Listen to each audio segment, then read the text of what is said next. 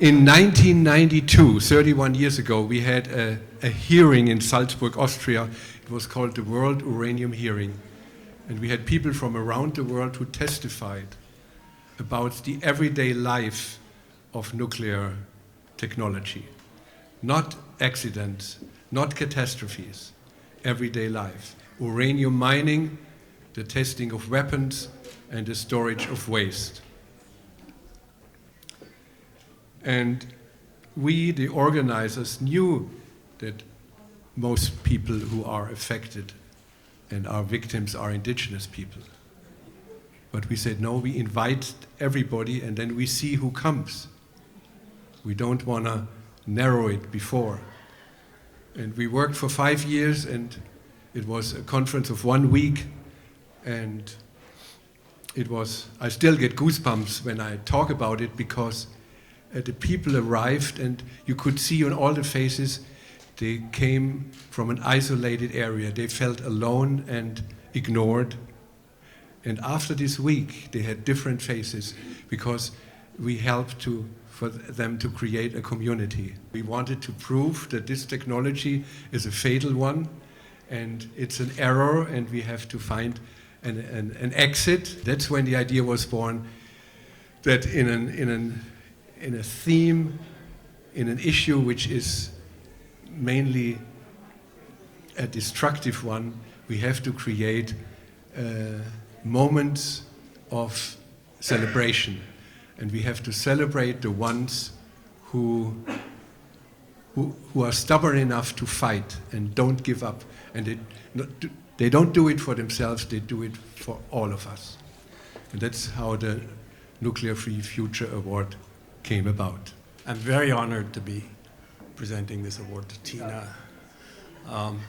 who is in the tradition of great people who create community and locally and globally. But I can't think of anybody on the matter of radioactivity and nuclear weapon dangers who deserves this honor more than Tina, who has called attention to some of the most neglected aspects of the nuclear age. Thank you, Tina.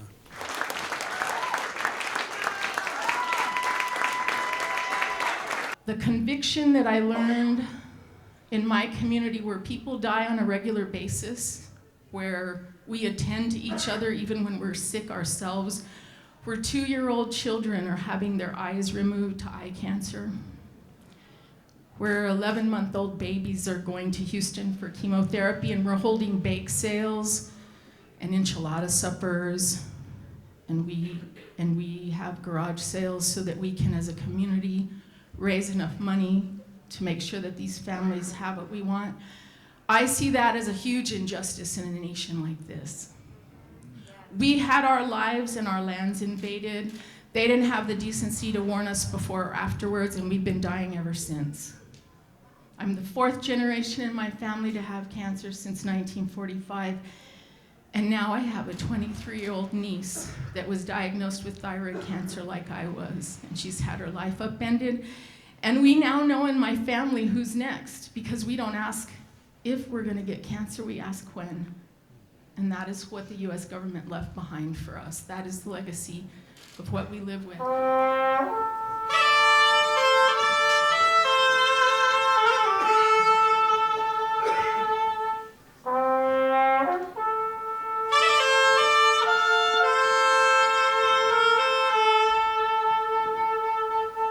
Our next laureate is Benetick Kabua Maddison from the Marshall Islands, and he will be introduced from Pam Kingfisher of the Nuclear Truth Project.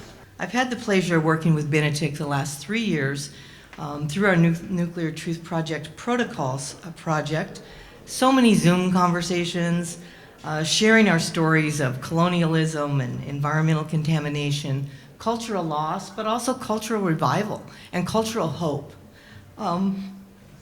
And I think that's what I just have to say, folks. Our future is in good hands.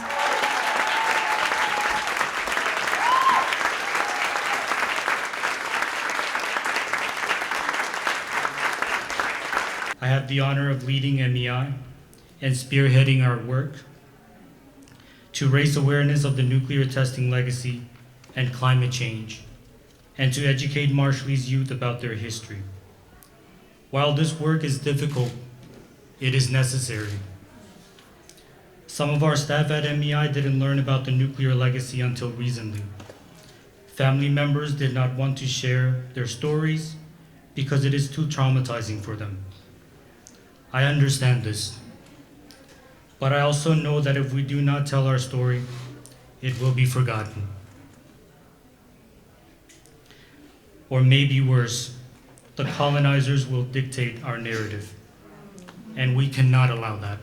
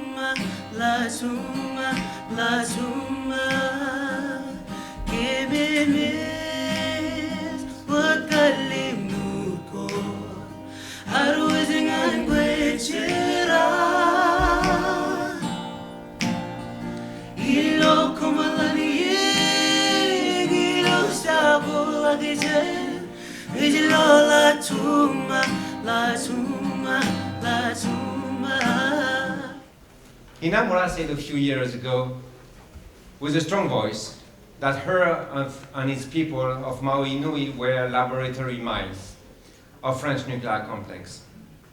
She fight for truth and justice. Behind her lovely smiles, she is a warrior against her leukemia, a French heritage. She fights to impose a new voice as an anti-nuclear activist. She fights to impose a new topic on the debate. What is going to happen to the future generations of Maui Nui? She fights to be a politician, and she wins. Not only the elections, as Hinamoeura is since May 2023 an MP. Even for me, it's hard to believe, but she is an MP. Again, I quote, Hinamoeura Morgant Cross receives the award for her passionate pursuit of compensation and medical support from the French government for the victims of the 193 French atomic tests in Polynesia. So when I received the message from Linda, thank you Linda, it was in a hard time for me. I was the victim of moral harassment and suffered from my colleagues' jealousy. They hate me. So I was wondering about my place in politics. I was very, very unwell. So when I read the message from Linda telling me that I'm going to receive this award, I cried.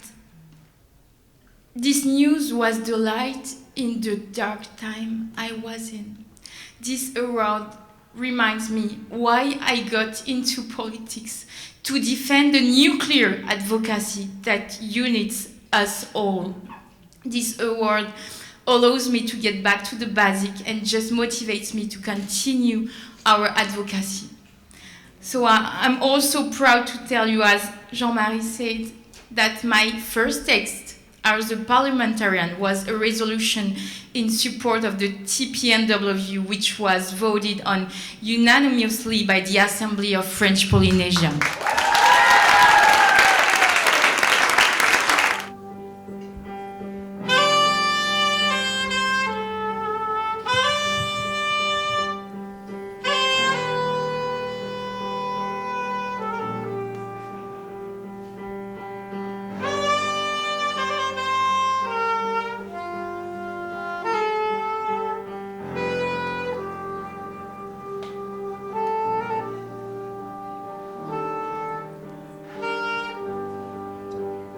Boy, listening to Tina, to Benetick, to Hinamoeura, This room is very crowded with hope, with possibility, with the energy of them and all of you. I mean, without that kind of determination,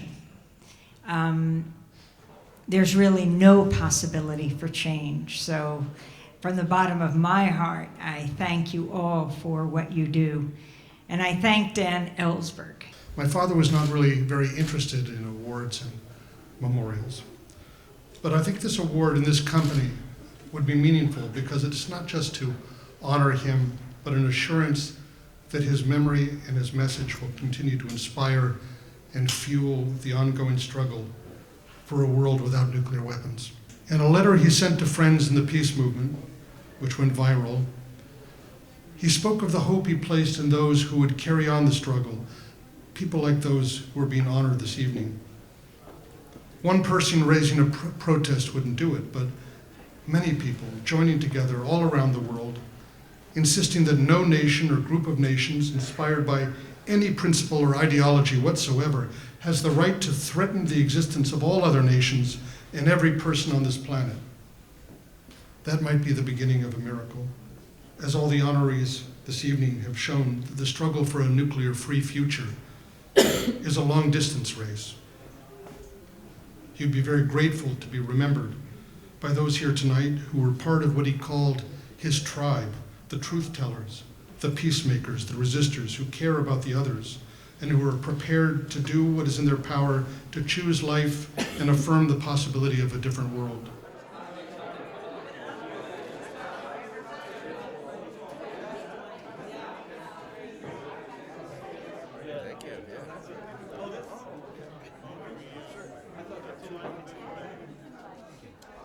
It's hard to put into words, actually, for me, what this means. Obviously, I have not done this work alone. So many other people have done this work with me, but what an honor to be recognized for the work that this is my life's work. Because I like to say that I'm a woman, but more than that, I'm a mom.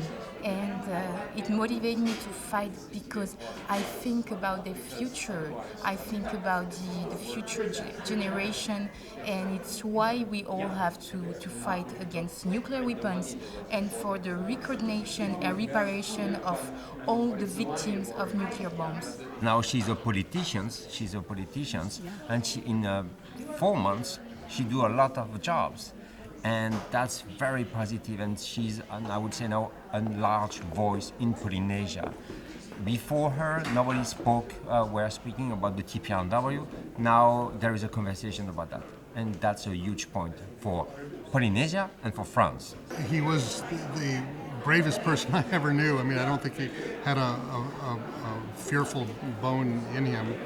I think in some ways, going into his psychology, it went back to his early youth when he was 16, and he was in a terrible car accident where his mother and his sister were both killed. I think after that, he sort of felt he was living on borrowed time, and nothing frightened him very much. But he certainly was frightened for the Earth, and he could never allow himself peace without always having in the back of his mind the threat that he felt that we were facing and the urgency of doing something about it. It's hard to believe, but the evening is over. But let me remind you that there is a way to support the Nuclear Free Future Award, and the program tells you about where the money can go. It is an award which is supported since its beginning in 1998 by the donations from all directions. It's a People's Award, and we hope to raise the money from 5,000 per award to double it next year.